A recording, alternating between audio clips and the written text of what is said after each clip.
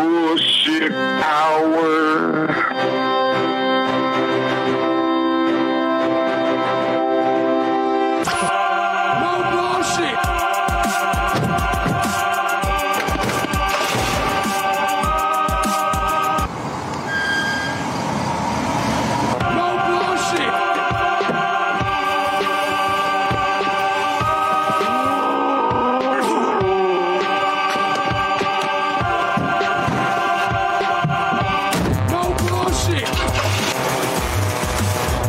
Let's just do breaking news.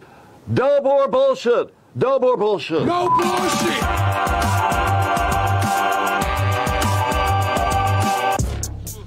Detroit, what up, Joe?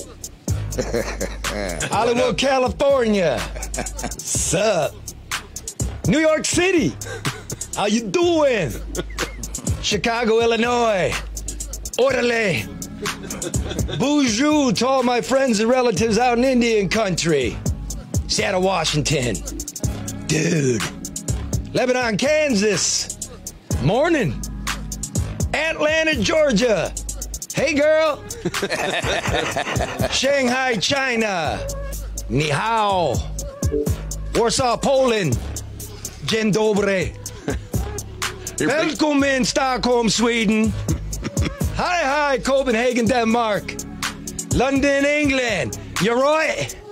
Good day, Sydney, Australia. Jerusalem, Lahaim. Assalamu alaikum. Athens, Greece. Decanis, thanks for being here with us. Windsor, Ontario. Can't wait to see you again, eh? Welcome, everybody. We are across the planet, the No Bullshit News Hour. Hello, Karen. Hello, Charlie. Hello, Red. What up, Doe? What up, narcoleptic? Huh? Yeah. Everybody welcome here. The Bernistas, the Trumpistas, the Brother Lolitas, all my brothers and sisters in the Wayne County Jail, out of sight but not forgotten. You are welcome here. But before we get to a very important program with us, Wayne County Sheriff Ray Washington, we're going where nobody's going, where we need to go. Big news coming out of there. Affects all of us here in the region. Also, Judge Bruce Morrow of the Third Circuit Court and Ed Martell. You know about this? Great story. What's the story? I don't want to give it all away. Right, just real quick. It's a guy who found the right path. Is that a good enough tease? Karen, real quick. Whatever. We're going to talk about it. It's a great story of restorative justice, and Detroiters sticking together for Detroiters. That's what it is. That's why she's Karen. It was a regular dude working the streets. He saw the judge one too many times. The judge gave him a break, and man, look where he is now. It's a positivity. It's possible to fix the shit and help each other. And then, of course, our 9/11 homage this week, Humberto, the undocumented immigrant who'll never be found and never be written down and never be remembered. They were there too. Okay, but first, just a couple quick pieces of news. I want to talk to my people in the middle. You know, like 33% are Republicans no matter what, and 33% are Democrats no matter what. But you and me, in the middle, the 33%, we decide how it goes. We're the ones they got to convince. We're the ones who decide the elections and how much the world moves from Shanghai to Sydney to Chicago. Okay, so here's the deal. This is unbelievable to me. We'll go quick. I wrote a quick story. Republicans statewide conducted a poll, and the internal findings were this: that former Detroit Police Chief James Craig is up on Governor Gretchen Whitmer 45% to 38%. Ooh. That's news. Yeah, pretty straightforward. 7%. Yeah. Now remember, this is for internal, this is for the Republicans to have, right? They're going to fundraise. They ask a bunch of questions. I figure it's news. I write something short. Yeah, The next day, nothing wrong with that. The little, what do you call MERS? What is that? That's some political posting thing. Blog, yeah. News agency blog. So they mouthpiece. They also do it, and they write the whole findings. I just wrote 300 words. They wrote 800 words or whatever. But at the end of this story, They write this. The poll was initially reported by Deadline Detroit last night. Okay, there's credit. Asked to respond, Michigan Democratic Party spokesman Rodrika Applewhite said, quote, "It's clear the Michigan GOP leaked this fluff poll to plagiarist and defamer Charlie LeDuff." Wow. You're a plagiarist, Charlie? I didn't know that. Well, back about 30 years ago when I was in college, yes, I wrote a long story, and yes, I did lift a paragraph and a couple of sentences and a very long story. Overburdened student. I made a mistake. I apologized. I apologized in print. I went on. That was 30 years ago. There's nuance to that. That's bullshit. There is, but you just go like this. Yes, I did that, and I apologized. Of course, President Biden did that. Yeah, got elected. Yeah, and got a couple times actually. Yes, he did. And he took like 5 pages from a legal review. It's okay. We move on. You acknowledge it. But what is that? What does that have to do with the poll? What does that have to do with the poll? What does that? And by the way, no, you don't know where I got this. Yeah. You want to know where I got the airplane? Do you know who I know? People who clean the airplanes. People who put the peanuts in the airplane. People that mop the airplane floors. Those are my people. They're probably part of the system. I'm going to throw this out here. Bullshit. For those that don't know, usually the one that gives up all the information is the lowest one on the totem pole because they got the most to be disgruntled about. Yeah. Karen, how professional is that? But the other thing is that those are the people that actually know what's going on. And I think I shared the story before. I interviewed the president of a bank once. And I was kind of thrown off because this guy had no idea what was going on in his own organization. So it's the people that open the door. It's the people that answer the phone. It's the people that make the organization run that actually know what's going on. And those are the people that you're supposed to be nice to. And those are the people that can make you or break you if you don't treat them right. Oh, that's right. Okay, fine. We're off point here. The response is That's ridiculous. right. This is the spokesperson for the Democratic Party. And what's with the bullshit cheap shot? You don't challenge the facts. It's very Trumpian. I was just about to say that. Sound like they... Well, it's name calling, and it's a slight diversion from the story. Respond to the bad poll numbers that she has, because you're responsible for it, too. You're the communications department. And I certainly wouldn't want to be the core group who blew a 75% approval rating. Yeah. And look, we're in the middle here. You can do what you want. You know what's happening.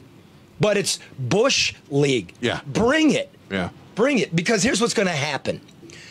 James Craig is a very viable candidate, obviously. Might be the front. I don't know, right? But if you look at the work that's been done on James Craig's record as the chief of police. Yeah, crime numbers. You're going to be reading my work. Yep. So if I were you, I would actually do my job and call me. Because I talked to a lot of Democrats, and you're now one of them.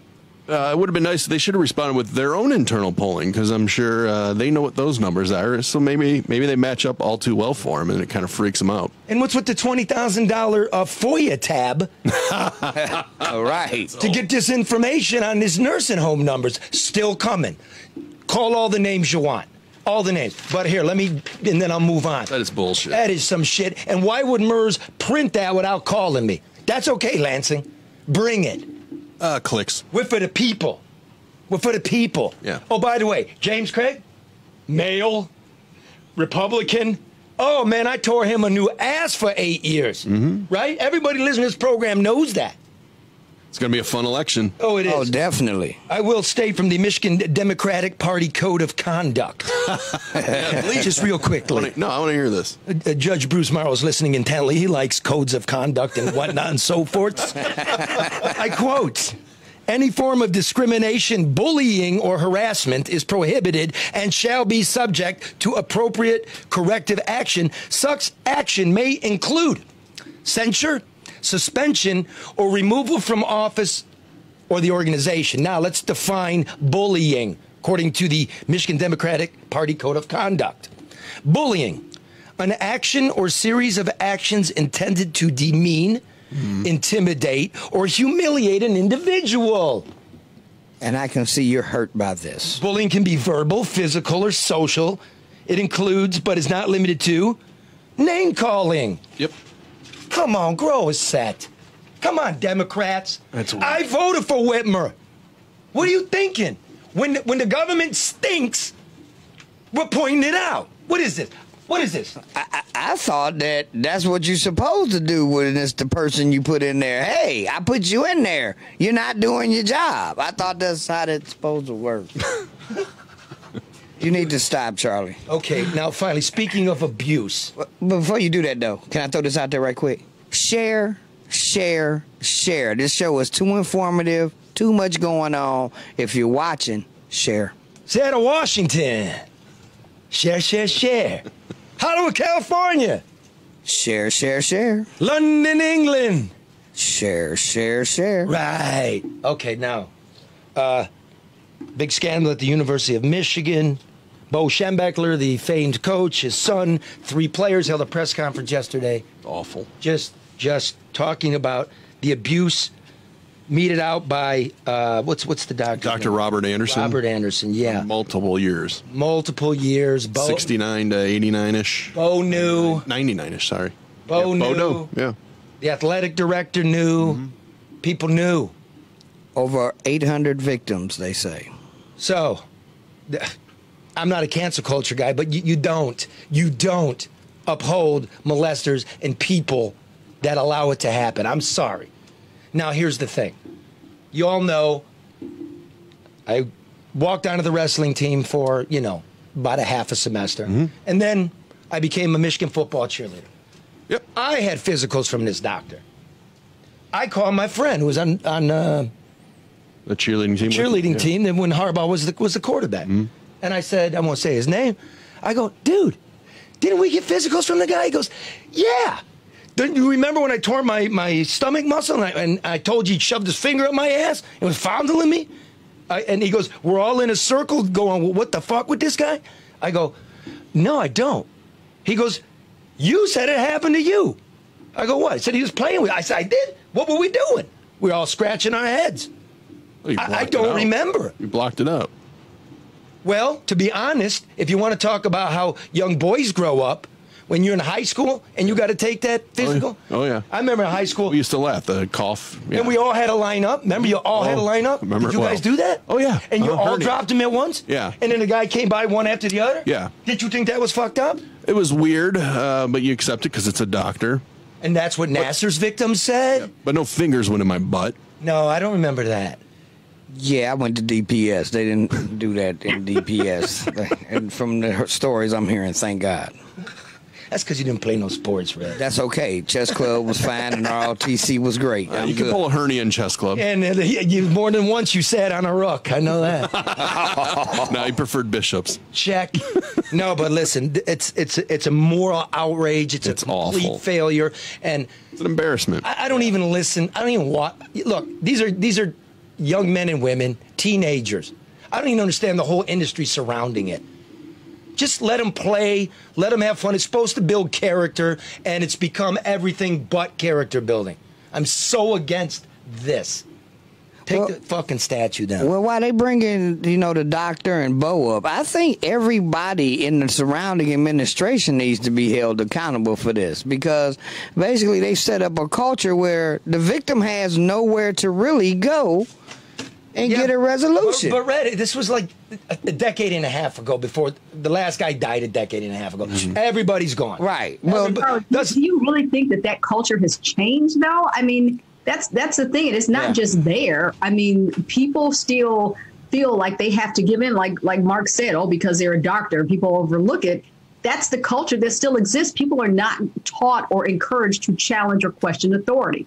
They're not. I do think the culture has changed a little bit, though, because we used to snicker and laugh at it, and now we know how horrific it is. I mean, there's more awareness of it now. But it still exists, though. People still try to get away with it. Pedophilia is still around, and that's an illness. That's a sickness to me. This is bad. This is bad when the athletic department takes over the university. We'll leave it at that. Amen. By the way, where's the sheriff? Oh, is he gone already? I don't see him. He's right there. He's right there. I don't see him. He's right there. Hey, Sheriff. Okay, hold on. Let me take care of a little business. Number one, as you all know, our favorite restaurant in Michigan is American Coney Island. It's the best. Fresh, Everything's homemade. Everything's originally for American Coney Island. The dog is made especially for American Coney Island. That's why it snaps when you bite into it. Natural lamb casing, Vidalia onions. The chili recipe is 104 years old, made by the Detroit Chili Company, which is American Coney Island owns it. Nice. Did you know they also do A&W's? They do? Yeah, but it's a different recipe. Oh. Did you know that? No, I didn't. It's the worst recipe. Oh, don't. Well, You keep the best for yourself. Don't do that with the sponsors. All right. It's the worst recipe. Oh, between the two. Oh, yeah, for sure. That's what I mean. Yeah. They keep the better one for Keep the themselves. best for themselves. There you go. Nice I'm say. not saying it's bad. I'm just saying theirs is better. Right, and Lafayette needs to invest in it. That way I don't have to edit anything. Okay, and you always get your Coney kit delivered to your door. Great for the summer picnic, taking it up north or wherever you're going. They deliver them to Lebanon, Kansas. They deliver them to Hollywood, California, Chicago, Illinois. A lot of them, because everybody leaves here. Yeah. Okay, you go to AmericanConeyIsland.com. Awesome. Hit me with the Maurice Davis. I'm doing Luke. Listen here now. Listen here. Inflation up 5% this month. It was 4% last month. If you just got your money in a bank, your money's whittling away. What do? Make it work for you. You do Bitcoin? Maybe you do. You do a little bit of Bitcoin. I would call someone that knows their shit. That's what I would do. Who would that be? Off the top of my head, Luke. Luke Nowacki at Pinnacle Wealth. Let's try Red. I'm jacking up the sponsorship. My bad. You can call him later. Okay. You call Luke Nowacki at Pinnacle Wealth, 248-663-4748 for rational financial advice. Grow it. Don't stow it, because then you're going to blow it. So pick up the phone today. 248-663-4748. I'm going to see him next week. Money in the mattress don't do nothing. It's good, man. Leave this rolling if you could. And remember now, it's pretty simple. ADR consultants are the one you call when you need to get something done. Right, and on time and on budget. Right, let's say you're an investor. You're doing something with that money. But you can't get straight answers from City Hall whether your assets are being properly managed. If like what's her name, Nicole Curtis? Yeah. Like if the deed is even filed, what happens when you get all bottled up and can't get it done? You're lost. You got to call someone. You call ADR to help with asset management, with the zoning and certification issues. Look, you do anything with construction, deconstruction, demolition, rehab, any project management, technology deployments, get it done the way it should be done. Quickly, appropriately. ADR? Yeah. That A stands for ethical, D stands for honest, R stands for smart. What? I'm scarred. Call Barry Allen Tech for a free consultation, 248-318-9424. Mention the No Bullshit News Hour and tell him you need someone to fix your shit. Oh. Thank you. We're not bad. Okay, now, I want to welcome in Sheriff Raphael Ray Washington. I know him as Ray. I know he was appointed in January after the COVID death of Sheriff Benny Napoleon. Ray is a longtime and honorable servant of this county, right? Ray, welcome in. Thank you. Thank you for having me, Charlie. Let's get to it. No bullshit, okay, Ray? Look, we want to help you because we got a little bit of an idea what's happening and your job's so important. You're the big boss now. You're one of the big three in the county. You don't have to take shit. You get to state the point, right? You run stuff. Okay. Yes, pretty much. COVID is over, but you shut down Dickerson, the newest of the three jails, because you can't staff it. Why? Yeah. Why? And let me say it's not shut down. Dickerson is still operating. I understand. We moved the inmates out and collapsed those into our jails downtown, as well as the officers, because staffing is what it is. But I want to say that our kitchen workers, our laundry workers, our tether unit, we're taking bonds in at the Hamtramck jail. We have some form of classification over there. We have command officers there. So the building is still operating. We just had to move. See, we thought we moved the inmates and and the officers who watch over them to see how it works, to see how staffing would change, to see how we could help ourselves. You know, the definition of insanity is doing the same thing, the same way and expecting different results. We had to move things around, and some folks didn't like that. But nevertheless, I sit here as a sheriff, and if I sit here and do nothing, then I won't be sitting here long. So I'm doing everything that we need to do. Exactly. Make sure that we're moving along and helping our staff. You don't have the appropriate budget. That you have nothing to do with the budget. You don't have the money that we need to get done what needs to get done in a safe, effective way. So it creates a huge problem. Right? Now you're in the big one by Frank Murphy, everybody. The big jail, that's Division 1. And the one with the barbed wire around it, that's Max. That's Division 2. So now those get crowded. You've got 3 deputies working an entire floor. Right? Last week, one was beaten badly when he was serving lunch by himself. We need corporal. No, not true. Go ahead. It has nothing to do with staffing, Charlie. Nothing to do with staffing. Nothing to do with staffing. Why not? How come we don't have 2 guys walking around with each other? Wouldn't that be better? We did have 2 guys there. We had 2 guys there. There are always 2 people there feeding and doing the things that they need to do. Yeah, so one guy's isn't that true though? As I remember it, one guy sits in the glass booth and watches. That's correct. Right, and then one guy's out there by himself. And when he gets into trouble, that's why the guy's in the glass booth to call other deputies. Wouldn't it be great? That's exactly what we had. Exactly what Wouldn't it be great to have one guy in the glass booth and 2 guys going around together? It'd be great to have 3 of them. Excellent. You know, I mean, it'd be great to have but in reality, that's how it's always been. Damn. And the situation in that is that the officer, any of our officers, they never have to go on a ward to feed an inmate. I want to be very clear on that. Okay. They never. We have things in place that allow an officer to do that very safely. When an officer decides to go into a ward and do what happened, that's not what we teach. That's not what's necessary. And so it always comes up when something happens and goes the wrong way that it's a staffing issue. That is absolutely incorrect. That was not a staffing issue. That was the same amount of people that are on the floors to do what they did every single day for the last many of years. But let me ask you this, Ray. Didn't you just say that doing the same thing that has always been done and expecting different results? So is there an interest on your part or a desire to kind of reconfigure that? I mean, I know ideally you said it would be great to have 3 people. What is the optimum number for maximum safety for everybody involved? Just what it is. Maximum numbers is that all of our, as we're talking about Division 1, all of our stations are manned. That's what I want to see. I haven't seen all of our stations manned in the 12 years I've been back here in the Wayne County Jail. The 12 years I've been back. I've never seen all of them manned. This is not an all of a sudden issue. Right on. This is a many of years issue that I'm dealing with in the last 5 months. Yes, sir. Exactly. So, now that you're there, like we want to help you. I know, I know. 100 deputies left in the last year. You have to work double shifts. They're losing their mind. COVID's really fucked things up. We got maybe about a dozen people charged with murder out on tether.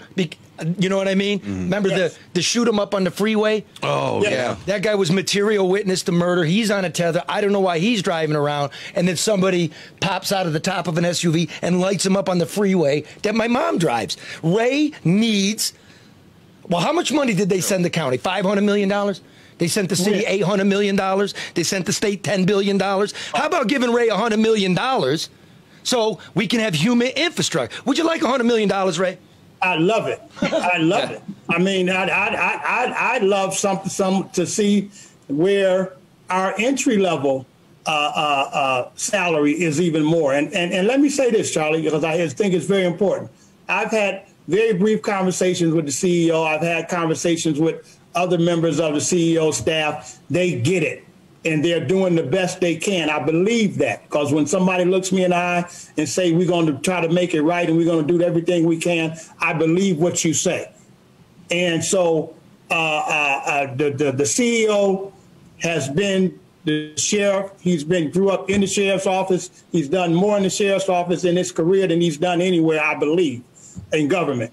And so I believe he gets it. And I think he has the best interests of the county and the jails at heart. And so we'll see. He does, he does. And that's when I first met him, when he was the Warren Emmons, when he was the sheriff. And this has been, that jail hasn't passed the health inspection. I'm just, that's just regular people talk. No, we have passed health inspection. Well, it's been under a consent decree. That's from 40 years. For 40 years. Wow. Easy. Right. Then we tried to build a jail, and it went flooey and corrupted. We're building the new one. That's about a year and a half out. We need, in the short term, to relieve pressure on the people that work there. That's why Hamtramck's closed. And then we're going to need to have some academies so we can get some new blood in there, and we got to pay them appropriately. This is what I see. It's a big deal because the guy was also put out on a tether, armed robbery, and he's allegedly committed murder in Oakland County. Oh. So now he's back in, right, Ray? Yes. Shit. Sheriff, is it simply just about money, or because of things that have been happening, people don't want to work for any kind of police force? I mean, is that a narrative that's going on right now? That's definitely a narrative because that's what I hear when I'm out recruiting myself. I'm out recruiting. And oftentimes our young people, they don't want to be involved in law enforcement for the things that they've seen that law enforcement had gotten wrong. And I often tell them, listen, you have to be the change you want to see. If you want to see law enforcement change, come join us and come be a part of what the change. And we're preaching that narrative. We're trying to get it turned around, and it's happening. I brought in at least 5 people, and others they're bringing in people. I think we need to all be on one accord with a union and management to say, if we're talking about officer safety, we're talking about getting the people into our agency. And I can't be the one as the sheriff saying, come join us, and there's another group saying you're living on death row. That just don't even, that's counterproductive to anything in law enforcement when we're trying to build law enforcement. Because this is not just the Wayne County Sheriff's situation. This is a national situation. Law enforcement in the country is going to be in big trouble if we don't do a heavy-duty recruiting process in the nation to get law enforcement back where it should be. So, Ray, you've got a hiring fair or a recruitment fair that's coming up. Yes. People that may say, I'm not really sure, but perhaps I'm interested. What will happen when they show up? What will they find? Will they find something different, a different perspective, different information, a different platform that may actually change their mind about becoming a member of law enforcement? Sure, they will. They'll be able to fill out an application on the spot. We'll be able to try to expedite those applications and get those people who are interested into our agency. And we talk to them about being on, maybe they want to be on the custody side of law enforcement versus the enforcement side of law enforcement. There's many things they can do. Maybe they don't want to be in the street fighting crime, but maybe they want to take care of those that are in our custody who are primarily innocent people until they've been proven guilty. There you go. That's a big deal. Take care of those people. This is Ray. This is the United States of America. You're innocent till proven guilty. Yeah. That's the majority of the people in the damn place. So don't send me mail going, fuck them. That could be you. And while we're at it, number one, real quick, what's the starting salary? So starting salary right now is right about $36,000, but we just had some conversation yesterday. That ain't 20 an hour. We just talked to some people in the county exec's office. They're looking. The county exec himself is looking to raise that up because it needs to be. We can't compete with Oakland County, who's the 10th richest county in the nation. Y'all can't compete with Uber. You can't compete with Uber. We competing with Uber, Charlie. Trust me. Red said that. I didn't say that. Trust me. I drive Uber. I make more than $20 an hour. Listen, let me say this. $36,000 for an 18, 19-year-old kid in his mother's basement has to be some decent salary. And then you're coming in and starting a career.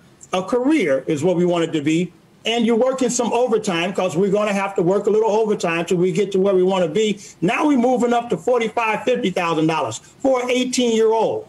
That's got to be still a decent salary, y'all. Sure yeah, he actually answered my question because I was going to ask, how young do you take them? And you just said 18. So absolutely. Now let me do this. The question is, though, is how old do you take them? And I don't necessarily mean we don't have an age limit, retirement age, but there have to be positions or opportunities for seasoned professionals. You talked about the myriad opportunities that are there. It's not just for entry level. There are various opportunities that exist. Absolutely. So maybe you've retired from a job. Maybe you retired from the service. And now because you can retire from the service at 40-something years old. Maybe I want to change careers. What do I want to do, Ray? Absolutely. I mean, you want to steer clear. Maybe you want to come on into the fair and fill out an application. No. Maybe I'm tired of grandma being home. You want to try to go to the fair. You can come to our office, fill out an application right now. Hey, take it easy, guy. Get you started. I know you're in shape to pass a physical agility test. And pass the general equivalency test. These are not difficult things to do to get into our agency, to get into law enforcement, period. Let me say something. As a reporter who's been in that jailhouse many times, and as a former resident a couple times, like me and Edward both had a little bit of a, little youth, let's call it. I never forget. So the Democratic spokesperson, I never forget. This is my community. I will never forget. I know they got hit by COVID. You didn't do enough for them. I know all that. But here's my word to the suburban Republican judges. Judge, you're going to like this, Bruce. Would you stop sending people to Wayne County Jail for the suspended license and possession of narcotics? We don't need them in the jail. You hear we're kicking people that shouldn't be kicked because you're fucking it up with your stupid shit. We're in a new era now. You're going to have to let the guy drive around with no license, right? It's better than letting a murderer out, armed robber out. Right. Don't do that shit. Am I right? Yeah, no, I totally agree. I would prefer Willie with no license to continue to slide through the back street. No, not Willie. Chad. Ryan. Chad. It's Chad. Brian, Brooke, Daisy, whoever. Hank. Henry. Over Steele, the killer robber on a tether. Billy. But there has to be some limitations to that as well. We always have to remember that driving is a privilege. It's not your right. And so, there's some things that come with that. And you make a great point, because some people who have suspended license and they get arrested for that and end up in our facilities, they're still there 6, 7, 8 days because they can't afford to get out when the next person can afford to get out of jail. So there's the prosecutor's office and the judges, they all working within that kind of realm. We don't put anyone in jail. We just here to keep them safe when they're here. We're in a crisis here because as Edward and Bruce are going to come on, and we know this, circuit court's back open for business next month, and we're going to need about 70 deputies to come out of the jailhouse to work the courthouse. Now what are we going to do? This is a big freaking deal. Who is your source? Because you got great information. Right on. But nevertheless, that is wasn't listening to the first 10 minutes we told him. I told you, I work hard for this community. I try to get it right. I'm not trying to get it wrong. I'm trying to do for all of us. So we're going to need 70 or so at some point to leave the jail to do that. That's not going to be immediately. I just had a conversation with Chief Judge Timothy Kinney, Third Circuit Court Chief Judge, and they're only opening up maybe 2 courtrooms to jury trials and things like that. So it's not like a great rush that's going to happen and the building's going to be on fire and all of that. It's not like that. We want to massage this and try to work that in to get the courts back up, at the same time trying to work with retention, and at the same time trying to make sure that we're recruiting as hard as we can. So everybody's working together. It's not just give me all my court officers and you all fend for yourself in the jail. It's not like that. Sheriff, I want to ask one question, because we keep talking about more police training, which is what I think when people say defund the police, they're not talking about that. They're talking about a demilitarization to make them more community friendly, just to make sure their training is more in place. Is that, or should that be part of the agenda and training going forward? It is a part of it in the Wayne County Sheriff's Office. We're sending people to crisis intervention team training through DWIN. I went myself because I'm going to always lead this agency. And where I'm not working on the floor necessarily, I want to know, how do I deal with mental health consumers in our facility? And so I think it's a conversation that has to be had. And we at the Wayne County Sheriff's Office are sending those who work with our mental health consumers who are unfortunately in our custody to know how to treat them right, to know that it's a condition and it's not the person that you're looking at. And so we're going through all of that, and we're making sure that we do what it is that we need to do. But citizens need to know that when you talk about that, for the ones that are in the street doing enforcement, we ask the social workers and those. So you all want to answer those mental health consumer runs, right? They say absolutely not. We are not going on those runs without the police. Well, Sheriff, to the training point, are you worried when you need people and you don't have maybe the resources to get the people? Are you worried that you might get the less than desirables, or maybe the training's not as rigid as it should be? Is that a worry of yours? No, because if they can pass the general equivalency test through MCOs, Michigan Coalition on Law Enforcement Standards, and if they can pass the same physical agility test that everyone takes throughout the state. Once they get into our facility to become sheriff deputies, we're highly training them to be the people that we need them to be. So I'm not concerned with that one bit. Let me ask you. If it shows itself, then we'll weed them out. Let me ask you right quick, because Charlie threw a number out earlier and asked you, would you like them to give you $100 million? For the people that don't understand how the money works in the system, how many bodies would $100 million provide you with, or extra hours do you think that would help you out with? Just to let people know. I'd have to do the math on that. I'm not prepared to just give you that number offhand. I've never been a math major. What's your budget now? What's the budget for the department? Well, it's about $400 million or so, somewhere in that area. So that's a fourth of the budget now. So it'd be a 25% increase in the budget, which I've always heard is about what you need. You know, I mean, I'm not trying to pin you anything, but rule of thumb, that's what's always been needed. Having said that, law enforcement, the courts, the jailhouses are a tremendous issue, not only in this city, in this county, in this state, it's in this country. Absolutely. It's time we get serious. And if we're going to print a bunch of borrowed dollars, and you're talking about human infrastructure, I'm telling you, people, for the safety of everybody, the officers, the public, the inmates who are presumed innocent, and even those that have been convicted, they have rights. We're always listening if you need help. So go ahead. I'll give you the last word. Thank you so much. And thank you for having me again. And I just want to say that, you know, this is a national issue.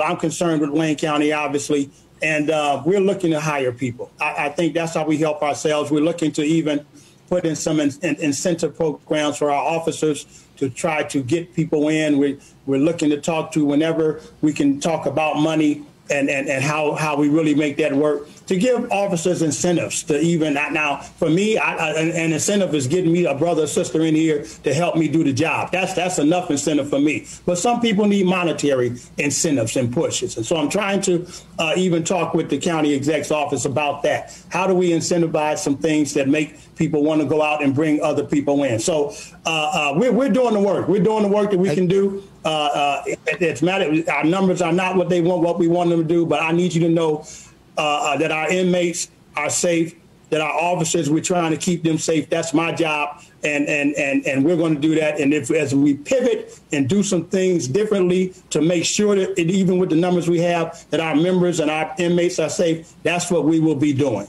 We wish you the best of luck. Thanks, Sheriff. Thank you. Can I just mention where our job fair is before I go? Oh, jeez. Well, yes, you're going to now. I was going to ask. No, cut him. He's like, Do you all have that? Do you have it? Well, go. 9301 Michigan Avenue. 9301 Michigan Avenue on Monday, June 21st, 11 a.m. to 3 p.m. Come join us. We have jobs for you. 150 jobs. I would come, but guess what? I have poll worker class with the Detroit Department of Elections, because instead of bitching about the electoral system, I'm actually doing something about it. Everybody give a little piece of yourself. I worked the last election. It was democracy at work. I was so proud to have done that. Did you see any? Were you at the TCF? Were you at the polls? Or yes, were you I was. There was no bullshit. I was at TCF counting, looking over ballots, making sure they were counted correctly. And I was the guy inputting them in there. Now, Ray and I can guarantee you nobody shipped in 150,000 ballots at 5 in the morning. Bullshit. Absolutely not. I was there. Me too. So they miscounting the Atrium County in Detroit get shit on? Come on. Come on, volunteer. It was amazing. Come on, Big Mouth, volunteer. Here it is. You sit there. Remember, it was middle of COVID. Remember that, Ray? Old ladies walking around with their oxygen tanks and shit, trying to do the people's work. Yes. And you're at home bitching, eating your sandwich, listening to your conspiracy theories, and there was Maybelle walking with her tank and feeling really proud of herself because it was a beautiful night, and I resent you taking that from the city. It wasn't true. I'm the deputy chief. At that time, I'm the deputy chief of the Wayne County Sheriff's Office, took my time off of work to be a part of democracy and watch it work, and I was proud of it. Yes, sir. 100. Yes, okay, sir. Thank you, sir. We'll talk again. Beautiful. Thank you, Sheriff. You see that? He goes, what's your source? I go, I told you. I know the guys that mop the floor. Hey. That's what you always. It's never the sheriff calling you up saying, "I got a tip for you." You taught me that a long We're time. gonna need 70 deputies. Then Ray's gonna start looking at the people like, okay, who's mopping this floor? That's the mower. Exactly. You know why I said that? Because nobody mops the floor in Wayne County Jail. I'm just kidding. That's not true. We have, look, at the very least, we have inmate workers who might mop the floor who want to mop the floor. They're using Swiffers. Yes. All right, we'll talk with you, Ray. Oh, what a Thank great you. dude. What a good dude. Good public Great. servant. Yeah, I love having him there, man. Good. Somebody's on the show for the first time. It kind of they got to get used to the vibe, so they get thrown off. Ray's like, "Wait, is he serious? Is he kidding? What's happening here?" But you see how like naturally becomes normal and honest, you know. But No But pretense. he knows that you support, you know, the realities of what they experience every day, Charlie. That's no secret. So, I mean, he has expressed his support, his respect for who you are and what you do. And, you know, he's open. He's not running from anything. He understands he's dealing with challenges, and he welcomed the opportunity to come on the show and talk to you. You've got to applaud that. Oh, yeah.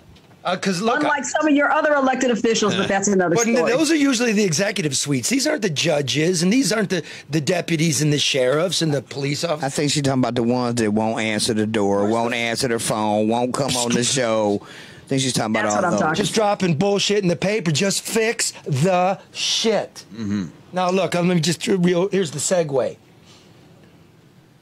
You see what housing prices are doing? Oh my God, skyrocketing. You see the hedge funds are buying everything up, right? Yeah. Oh yeah, Blackwater. Yeah. Whew. Now look, here's the deal.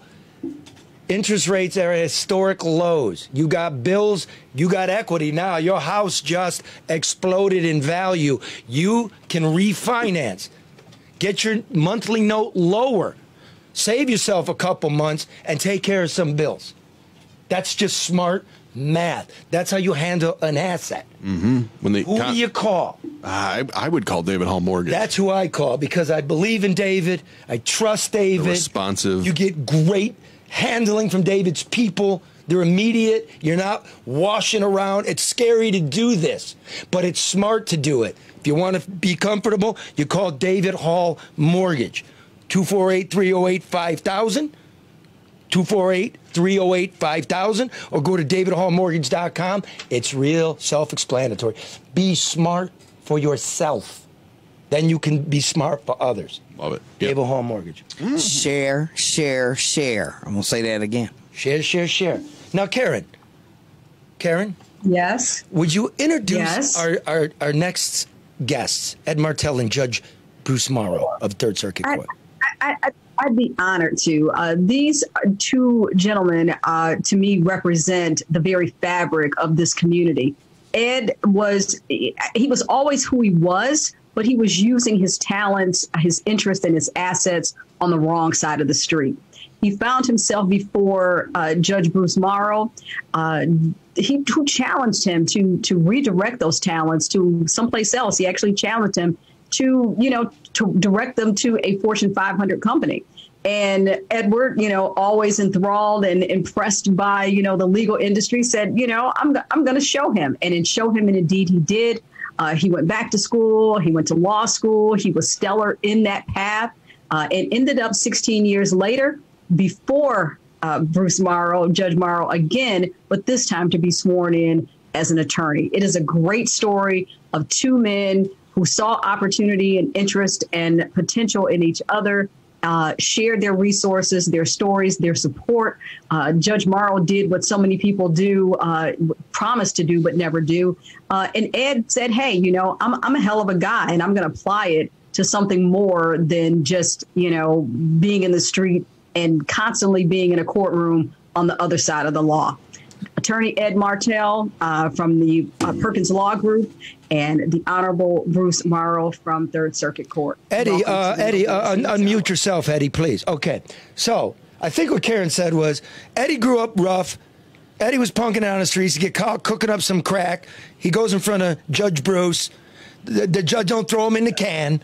He goes, you look like something. Do something. What happens? What happens, guys? Ed, go ahead. I said it's so much better. Ed's a lawyer. In a nutshell, Charlie. What's that, brother? In a nutshell, that's about. I said in a nutshell, that's about it. But the bigger thing is that Judge Morrow, this isn't isolated to me. He treats each and every person that comes before him like this. This is his judicial philosophy. So it's a lot bigger than just me. I happen to take advantage of that opportunity, which was coupled by love and a firm reprimand.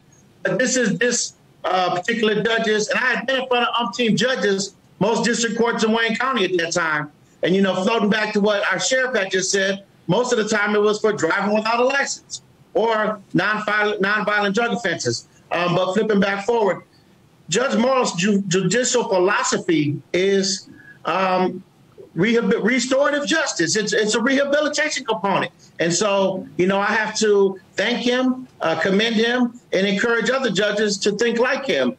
And so my hat off to him again, sir. I'm eternally grateful, and that's where we're here.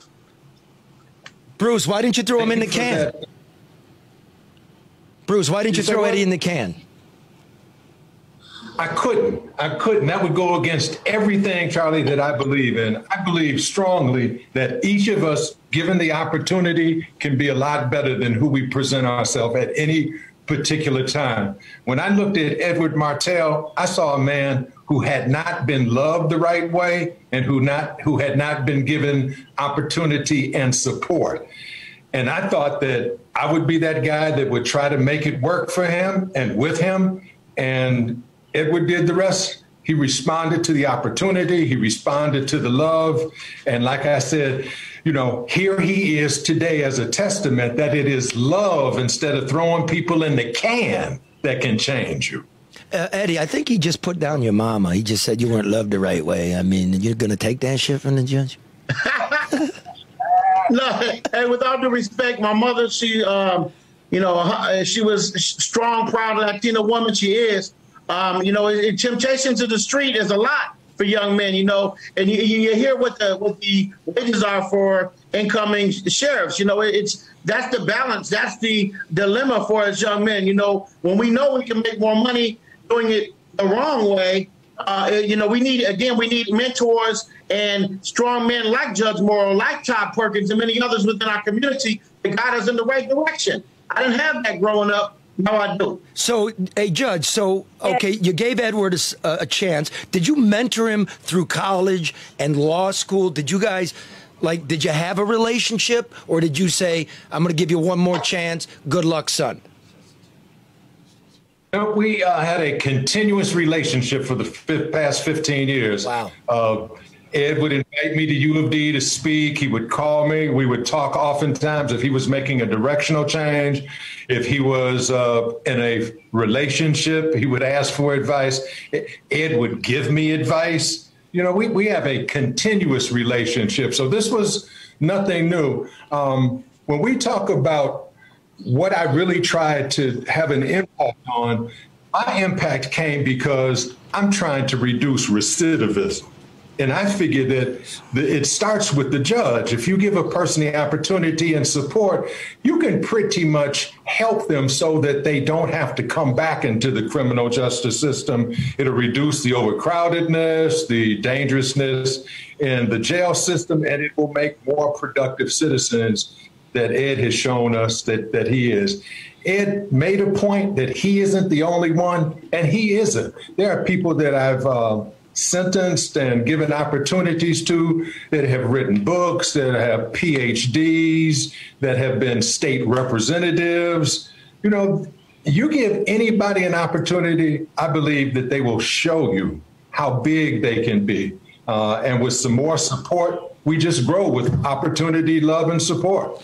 But it wasn't. I have to ask this question. Given your background, how is that now helpful in your role as a criminal defense attorney? I mean, you know the street, you know the law. How is your background helpful in your current position?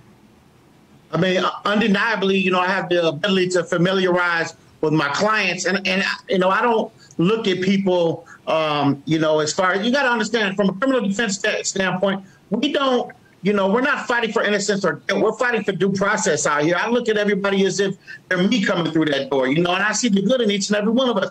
I know undeniably that, you know, that we can be contributing members to the community. And I think, you know, that's been proven with just a little bit of love coupled with, you know, opportunity. And so, yeah, that's where we are. Eddie, see, Karen, that's what Edward and I share, because when Edward came into the courtroom, I saw myself there. And I said, that could have been me. And I know what it was to what put me instead of up there. It was love, support, and opportunity. And I figured that that's the main ingredients that brings people from underdevelopment into development. This is awesome. This is it's serious. For real. Hey, Eddie, I got a friend who hadn't have a driver's license in like 10 years. You know, the drunk driving thing, and you can never get out of it. Can I bring him to you? Can you help him? I would be more than happy to help him, Charlie. More than happy. Because, you know, as I stated, I can speak from experience. Yeah. I didn't have a driver's license until 26 years old. That might be hard for some to swallow. But these are just collateral consequences of, you know, where we started, things we have to overcome, and, you know, where we are now. You know, it's a testament. So I would be more than happy to help your friend, Charlie. Okay, thank you. I wanted to ask you, Ed, I mean, there was a bump in the road, though. Did you have a probation violation on your way in this, 16 years to becoming an attorney? And for the judge, like, how did you keep the faith after that violation? If I may, Your Honor, I mean, yeah, I've had numerous bumps and bruises along the way, and the judge showed me grace. I mean, that's if anybody's been through sobriety, and the journey through sobriety is no different than, transformation from going from, essentially a life where you're not abiding by the law to a life where you're focused on, being community focused and abiding by the law, even pursuing a law degree and then a legal career. There's going to be bumps and bruises. The journey is, you're going to run into some things, and that's where a strong support system comes into place. Again, the judge, Mr. Perkins, but numerous others. I mean, my family, community, and shout out to everybody out there in Inkster, Southwest Detroit, Romulus, Ipsy, and everywhere in between. Our community, this whole area has been so good to me. I feel like my story is that of Detroit, because Detroit has been stepped on, had their foot on their neck, and nobody expected us to prevail. But time and time again, we succeed. We're victorious. And so, I'm thankful for my support system. That's all, man. I'm proud of you both. Yeah. I don't mean that to be condescending in any way. Yeah, everybody wants to know what's the good news. I just want people to listen, take a look at you. There's good news. Human beings. Nobody's perfect.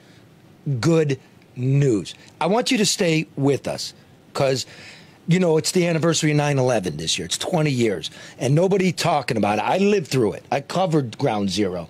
And I just want you to listen, Eddie. I think you're going to dig this. About a Latino dude. I think you're going to dig it. Judge, I'm proud of you. Keep going. Eddie, I'm going to send my friend over to you. Karen, thanks for setting that up. Right? Yeah. It's cool. Definitely. All right, look. This 9/11 retrospective. Everybody. I'm very proud that it's sponsored by the Bricklayers and Adelaide Craft Workers Local 2. They need skilled bricklayers and caulkers to help build and restore projects throughout Michigan. Want better pay?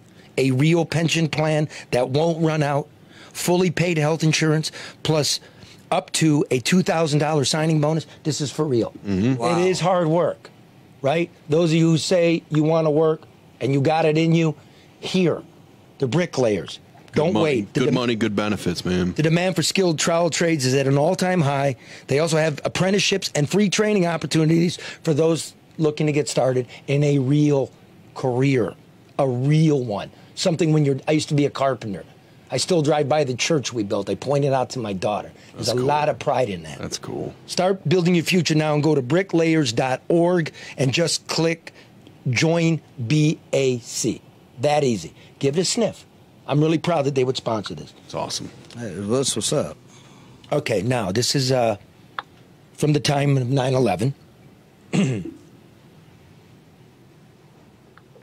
always get choked up a little bit when I just remembered this day. Anyway. Some illegal immigrants drown in boats on their way to America. Others die in the desert. Still others disappear in a very different way, swallowed by the thrill of America, never again to call their families back home. Very little of all this is ever officially recorded. When the Twin Towers fell on September 11th, it was clear, or at least likely, that some undocumented immigrants had perished along with the executives and the firefighters and the police officers. But this handful of lost workers does not appear on any formal lists of the dead or missing. It's hard, after all, to work with half names and no paperwork. None of these people, then, are likely to be positively identified or ceremoniously mourned. No short obituaries of them will be published. But some of their names are known. Some snippets of their lives can be gathered. There is, for instance, Humberto. Not much is known about Humberto, whether that was his real name, whether he worked off the books, or if he had bought a second identity. Whether he had a wife or children is also not clear. Like many of the 10 million illegal immigrants in the United States, he existed as kind of a shadow. Only two things are known about Humberto for certain. He spoke Spanish, and he was delivering some breakfast sandwiches when the plane struck One World Trade Center at 8:48 a.m. His name was called in by a manager from Akbar's sandwich shop in the North Tower, a Mexican woman who works under a false name. She wanted to do the Christian thing, she said, so she contacted a volunteer who collects information on the undocumented people who disappeared in the World Trade Center calamity. Humberto had told the manager they had a wife and 2 children back in Mexico. Humberto was likely vaporized, and with him, any chance of learning his full name. Some family somewhere will probably never know the circumstance of his death. As it now stands, what passes for an epitaph on a relief group's bulletin board reads, Humberto, died September 11th, 2001. There are a dozen other people who have been reported missing, but do not exist on any official list. Take the case of Jose Morales. A friend in New York says he worked at the Trade Center. Mr. Morales' girlfriend, who is the mother of his 4 children, said that he told her he worked in a pizzeria. They were not officially married, and only relatives are permitted to open a Trade Center missing persons case with the Mexican consulate. It is possible he just walked away, but he stopped calling home on September 11th. Doesn't that seem strange? Brother Joel Magallanes Reyes collects the names. He operates out of a small building on 14th Street and 8th Avenue in Manhattan. He said no one inquired about Humberto. He also said that among the missing was a man who went by the name of Samuel Herrera. He was a Mexican. Juventino Hernandez Perez was also a Mexican. Ana Irene Medina Glez had 4 names and was said to be 42 years old. The list goes on. Nobody knows who they really were, Brother Reyes said. I'm sure they were good people. I hope they will also erect a monument to the missing ones. They never had, but I shall never forget you, Humberto.